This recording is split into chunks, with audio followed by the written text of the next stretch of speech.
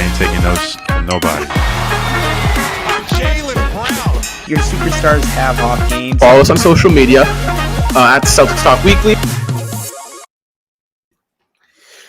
Welcome into Celtics Postgame Live, everybody. I'm Justin Lowe alongside my co-host Rob Haytain, alongside Seamus Darlingo, a.k.a. Celtics Every Day. Celtics grab a 110-88 blowout victory over the Golden State Warriors on national television to open up their 4-game West Coast road trip. Now, guys, this one was pretty chippy to say the least. We saw Steph Curry go down, Marcus Smart and Steve Kerr exchange words. I thought it was a basketball play. We'll get into that. What are our overall thoughts about this game? We'll start with you, Rob. Welcome back to the post-game show, first and foremost. But again, even though Steph Curry only played in the first half, we didn't see him in the second half, Rob. This was a big statement win for the Celtics. Oh, most definitely. What else is there really to say? Celtics came in and dominated on the defensive side of the ball like they've been doing all year. Tatum and Brown kind of picked it up in the second half. But, the Celtics just continue to show that they are an elite defensive basketball team and that you are not going to walk into their gym or playing in a 48-minute basketball game, and it's not going to be easy. Right. If you listen to our podcast, I said in the podcast, the Celtics defense has shown that they are going to be in the game every single given night almost, right? It's going to be 1 in a million where you really see the Boston Celtics not being within reach of a basketball game. And I'll tell you what, huge statement win, rough loss on KG retirement night at the Garden, lose by 3 to the Dallas Mavericks, who, West Coast rival, you never want to lose to them. They come out and Marcus Smart continues his career winning streak in Oakland. I believe, 8-0 now? So Grant Williams as well. Yeah, so Celtics take over that 4th seed over Chicago. So phenomenal win for the Celtics. Seamus? Well, tonight's game, I don't want to put too much stock into it because of how many players the Warriors were missing, but it's really nice to see the constant trend of, number one, like Rob said, the Celtics defense getting after it, and also late in games. The Celtics, that third quarter, it was a turbulent one, but the fourth quarter, they were able to surge past the Warriors. Like I said, though, the Warriors at the time, they didn't have many creators out on the floor to actually go out and get them points, but the fact that the Celtics were able to go out there and put up a fourth quarter performance like that, that speaks to where this team has come from this season and also where they can still go. I worry a little bit about the offense moving forward. We saw it, especially in the first half, where the team just didn't look completely all together on that end. And, I mentioned here the bench. Derek White was 0 of 6 in the first half. Other guys weren't quite as involved. And I wonder if that's going to be an Achilles heel of the Celtics moving forward, is just, who's going to be putting up points on certain occasions when Tatum – in the first half tonight, he was only 2 of 7, wasn't exactly bringing it. The other night, you saw he was 2 of 10 in the second half and wasn't exactly bringing it. So, the question is going to be, who's going to be the next guys who step up when Tatum is not on or Brown is not on. And tonight, it was Marcus Smart. And I want to ask you, Seamus, because we kind of talked about it last postgame show. Derek White is in a bit of a slump, and defensively he's been awesome for the Celtics. He's actually come up really big for the Celtics. He fit in very well, but offensively, is this something we should really be concerned about, especially come playoff time? I know the game slows down. Defense matters a lot come playoff time, but 0 of 8 tonight, 0 of 5 from 3, and he had a lot of good looks. Or do you think it's kind of he's still trying to settle into the offense? What do you think his problem might be? Well, to me, we talked about this at the trade deadline where the Celtics, they added to their roster and made their team make more sense, but they didn't necessarily add any shooting. And especially in the first half tonight, you saw the Celtics' lack of shooting when, Smart was your most consistent player throughout the game for most of the night tonight. But you saw when Tatum and Derek White, when they can't get it going, and Al Horford, if he's not making shots, Rob, he's not going to be taking perimeter shots. But all of those guys, if they're not hitting their shots, who's going to be that guy? And that's, we talked about Nick Stauskas on here too. Maybe he can slot into that role, play a couple of crucial minutes. come playoff time, or maybe even down the stretch here. I'm not putting major pressure on that to happen, but the Celtics certainly need another scoring punch somewhere outside of their regulars, because even tonight, we won pretty handily against the Warriors, and it was a good performance overall. But Marcus Smart's performance was so huge, and you're not going to see this performance every single night out of Smart, so it has to be other guys stepping up on other nights. But maybe this shouldn't be as much of a worry as we're making it out to be, because we've seen guys step up. Like I said tonight, Marcus Smart, he's the one who stepped up tonight. Maybe another night it's Derek White. Derek White, he was always in San Antonio, somebody that was not a consistent shooter. He's more of a playmaker, somebody who gets after it defensively. We know he's that smart mold type of player where you can't really rely on him at a high volume on offense, and that's really where he's at.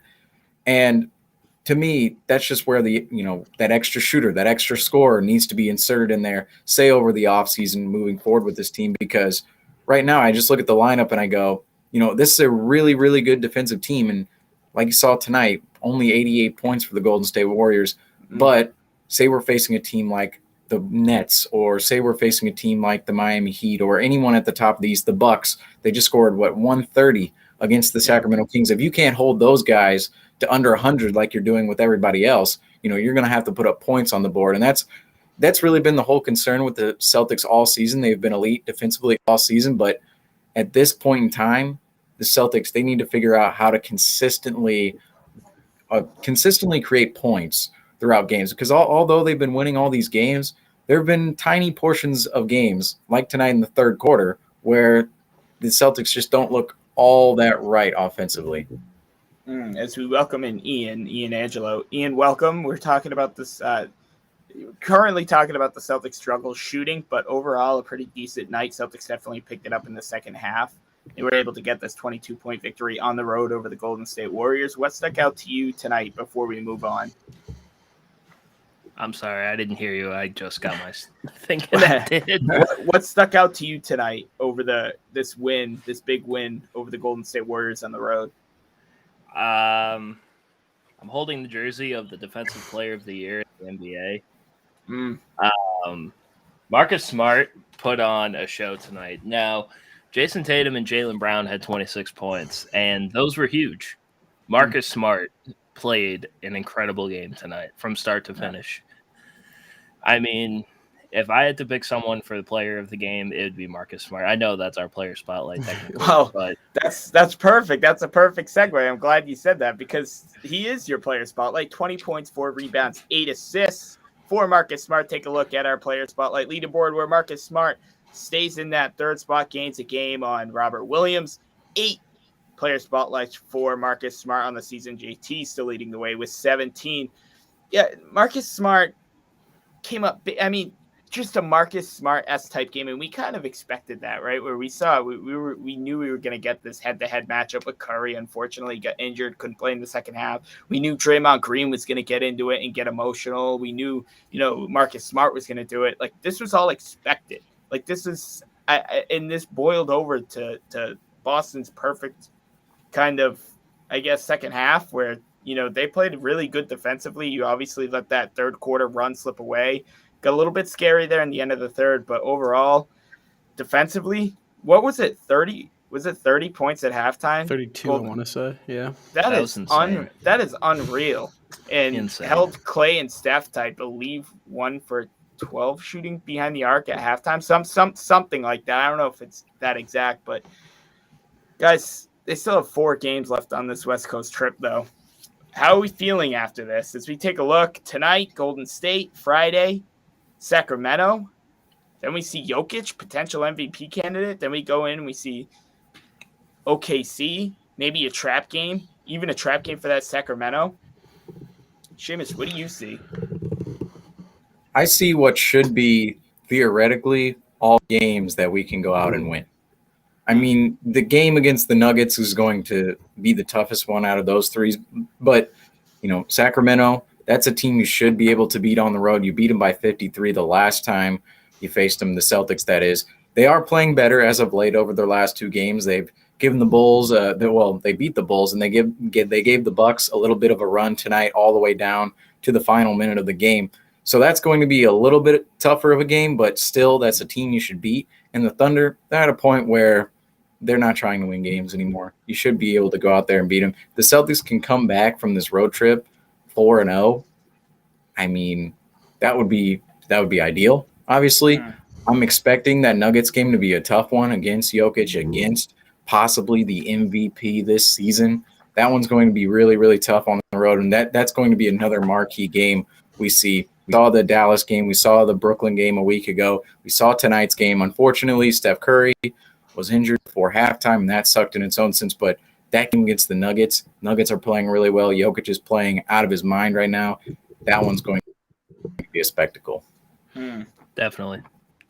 I'm hyped for this Nuggets game. It's going to be a lot of fun because the last time they played the Nuggets, it was an extremely close game. That was Derek White's first game as a Celtic in the Garden, and it was a great game all around. Now, Nikola Jokic, we know how good Nikola Jokic has been this season.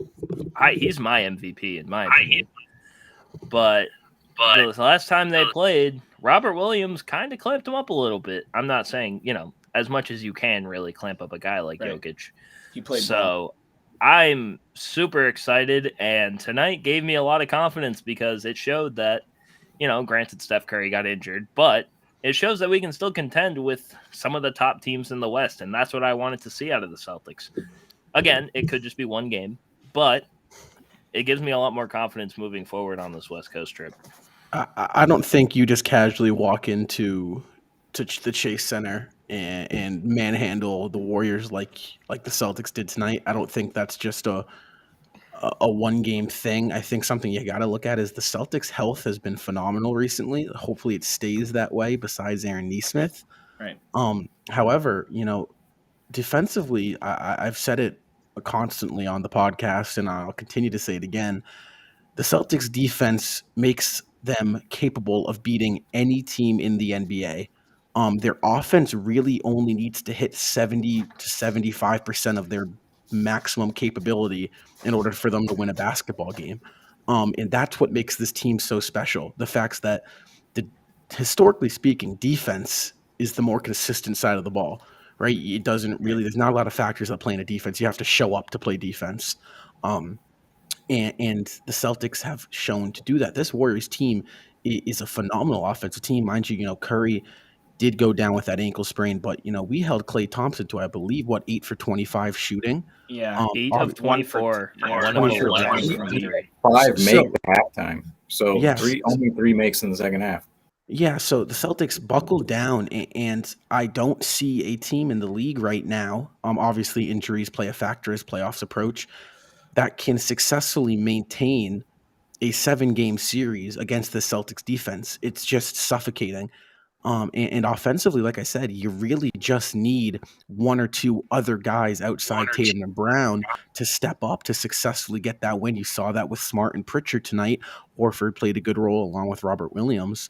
So, me personally speaking, I'm now looking at every single game the Boston Celtics come into as they are my favorites. And you can call me a bias if you want, but just from the defensive side of the ball, if you look at how they play defense, they're active hands, they switch well, they can protect in the paint, and they can guard your guards to the best of their abilities. There's no real weakness defensively 1 through 8. Maybe Peyton Pritchard, but Pritchard, my biggest thing with him is he can't play defensively.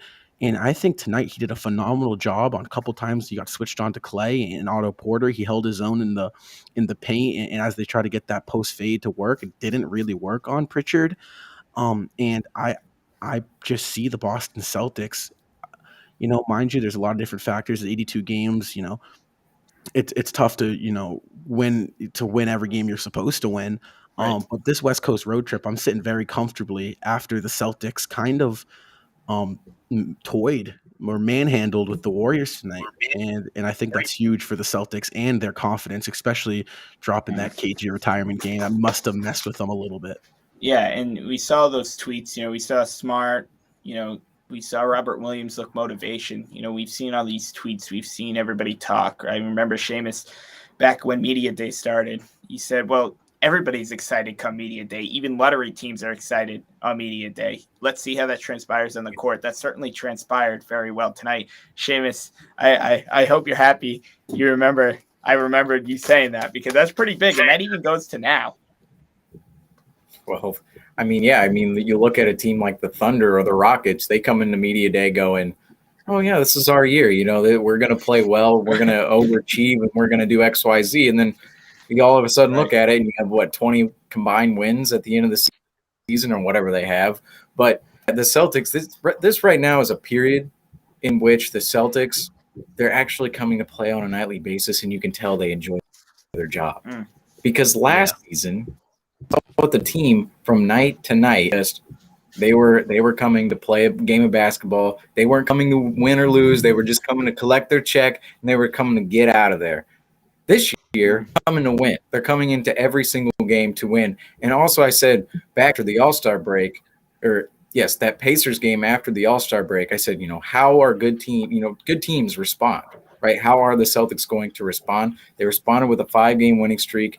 It was broken up by the Mavericks game the other day. It was only a 3-point loss. And then after that loss, they come in tonight against the Golden State Warriors on the road, and they grab a really important win to the whole stretch here. We have, 12 games left? We have a chance. We still have a chance at the number 1 seed right now. So the way that the Celtics have responded, the way the Celtics are playing, it's just 1C. Yeah, well, real quick to jump in there. I completely agree.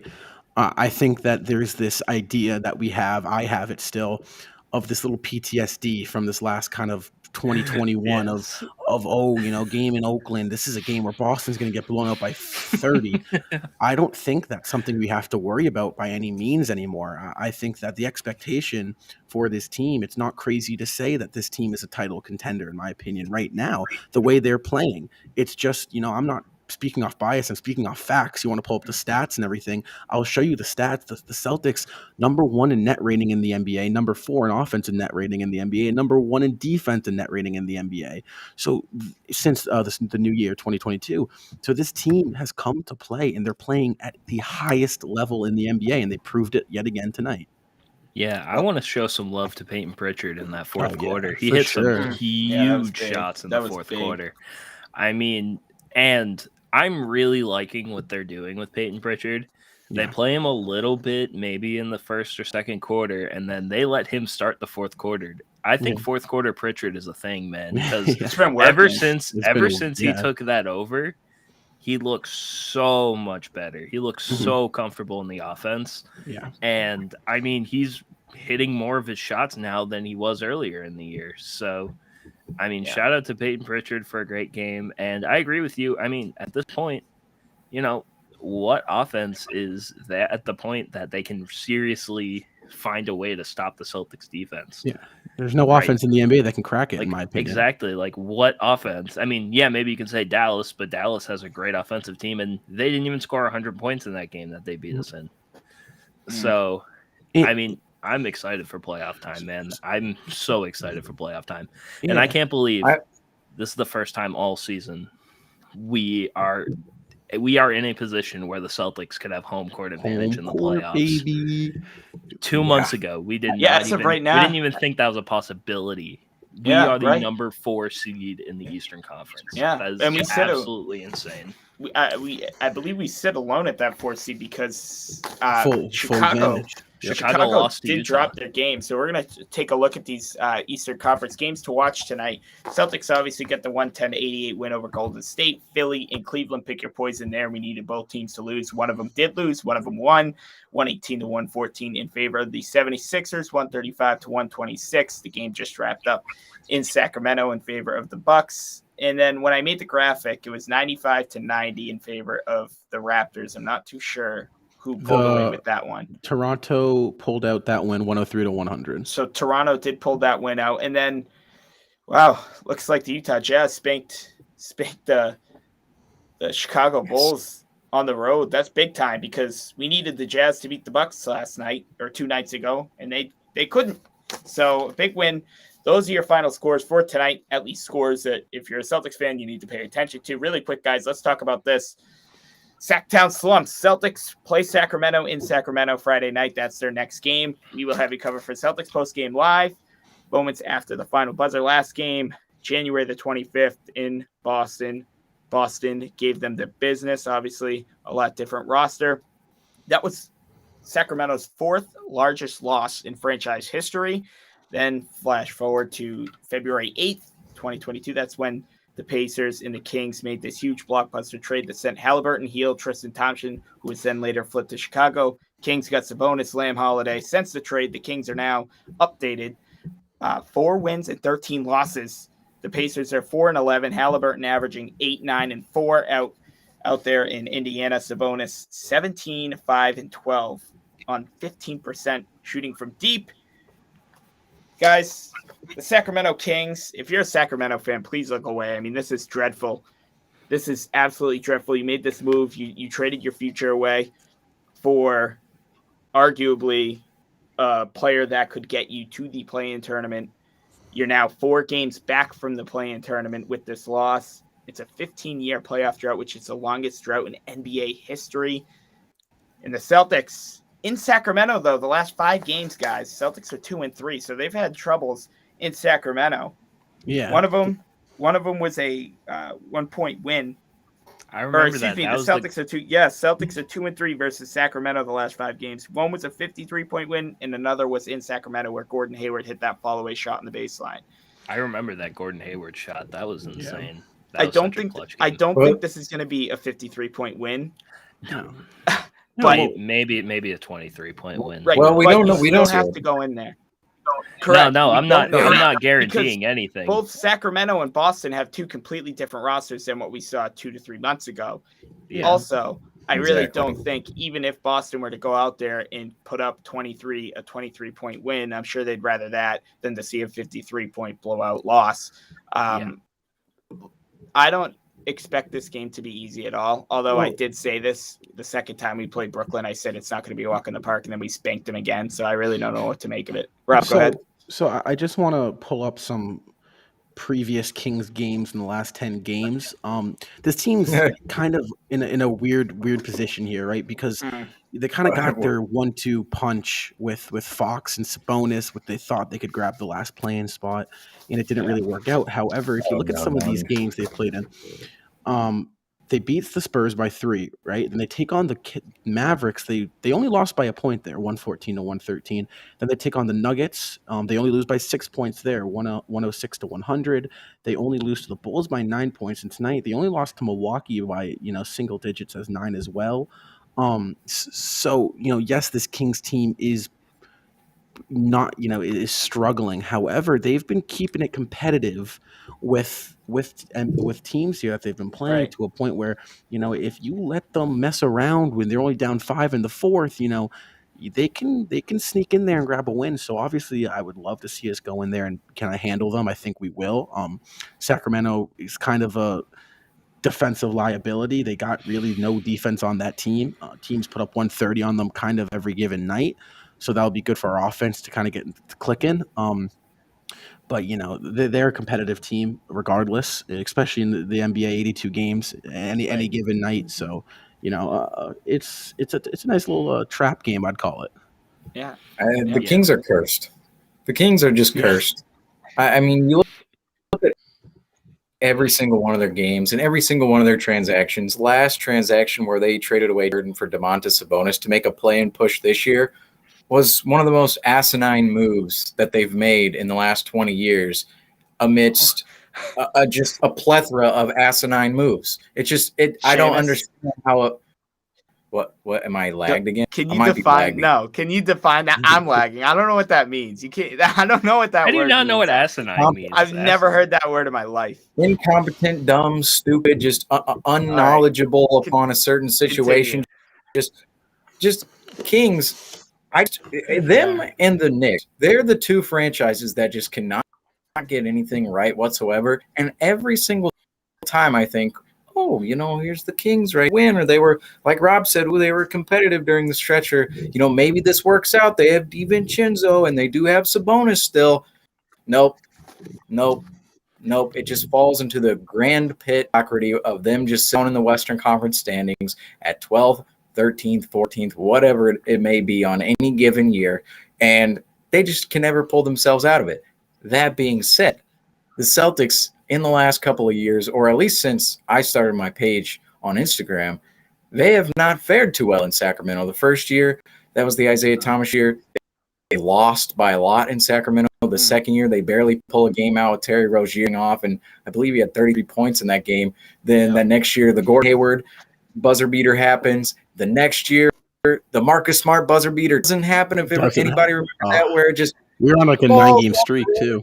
Devontae Green is just like, bro. Yeah. And then the next year, this past year, go and lose in Sacramento last year. I hardly remember that game because last year's just a memory wipe. I remember I fell asleep on live. I was live streaming that game. I fell asleep.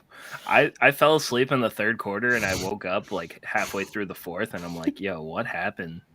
I didn't even know what happened. I don't remember that game. You where my mindset was last year.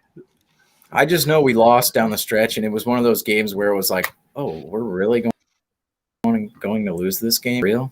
Really? Like, we're not coming back here ever? Yeah. It was just one of those. We've struggled against the Kings, but they're cursed. They're just. Well, we'll see. We'll see how cursed they are come Friday night. I mean, hopefully the Celtics can get their second straight win. Take a look at the box score before we wrap things up here. Celtics improved to 42-28. That's 14 games over 500 on the regular season. Warriors fall to 47-23. The Celtics do pick up that 4th seed now with the Celtics win and a Chicago loss. Celtics are now winners of their 8 of their last 10 games. They're 6-1 in Golden State in their last 7 games. Marcus Smart, your player spotlight, 20 points, 8 assists, 8 of 12 shooting. Jaylen Brown led the way for the Celtics with 26 points. Steph Curry left in the late in the first half with a foot soreness. He did not return, and Jordan Poole had to lead the way for the Golden State Warriors with 20 on 50% shooting. Boys, any final thoughts before we close up? Because we will be back here Friday night against Sacramento. D-boy. Well, D-boy. Yeah. D-boy. I agree with that one. Wait. There we go. I guessed. I almost pulled a Rob for real. This was not hard. This was not hard. Yeah. Not know which way I was going at all. But since you guys talked on Peyton Pritchard, I want to talk for a minute on Pritchard. I wonder if he's the X factor for this moving forward. Because I mentioned the shooting with the Celtics, and at times it can just be not where it is, where it should be amongst the other teams, and maybe, the defense balances that. But Peyton Pritchard, you saw what his ability is there in the fourth quarter. He can come in and score 8 points, 6 points, whatever it is, like that. And if he can if he can give you an extra couple points in a playoff game, that could be huge for the Celtics. And I wonder if he is somebody that is in the rotation come playoff time, but we'll have to see moving forward, because Rob mentioned it too. Defensively, at times, Pritchard's going to be a liability against some of these teams for certain. Seamus, hang on. Sorry, one thing. Now, Seamus, someone asked me on my live stream, when are you going to cut your hair? So I told them I'd ask you on live. If the Celtics win the championship, you shave your head. Will you cut your hair? I like the flow. I didn't say I didn't like it. I'm just saying. If the Celtics win the championship this year, will you cut your hair? If the Celtics win the championship, I'll go bald. Well, yeah, I could go bald. I could get like a Celtics logo in my hair, or like a clover or something. I don't know. There's so many possibilities as to what can happen. I don't know. So I don't have it on video. We have it on video for future reference. If the Celtics win the championship, everybody from Celtics Talk Weekly, including you, David, will all shave their heads, buzz cut, like we're going right into the military. How's that? Huh? How's that? Is that what you people want? I was saying. What if we all just get like He was talking we can about shave James. that. We can shave our eyebrows too while we're at it. If the Celtics sweep the championship, watch them do this. Do that if you'd like to, Justin. You have fun. No, with that, you're Justin. right with me. You're right with me. I'm keeping my hair in my I head. still I'm have a sorry job. about that All right, one. I still have to interact with people in the public. Okay, I still have a job. So Oh, Well, come on. you can explain on, it well- like, oh, well, here's what happened. yeah. Or just don't. I don't know if that's gonna go over very well. Treat everyone like NPCs and just let them go. Be like, this is my thing. This is my thing. Yeah, that's probably not gonna work. Not gonna happen. All right, listen, boys. We'll be back here Friday night for Celtics and Kings. They're gonna pick up a win before we even start talking about championships. We're gonna beat the Sacramento Kings. Celtics grab a 110-88 victory on the road to open up this 4-game West Coast road trip. Like I said, we'll be back here Friday night. If you haven't already, go check out our podcast on YouTube. You can visualize it, or you can listen to it at Apple, Spotify, iTunes, Buzzsprout as well. We talked about KG. We talked about Nick Wright's ridiculous list that I don't want to hype anybody up because we're not going to talk about it. Yeah, we got to end the show. We'll be talking for 20 more minutes. Yeah, right. That's a whole other thing. It's a whole other But go thing. check it out.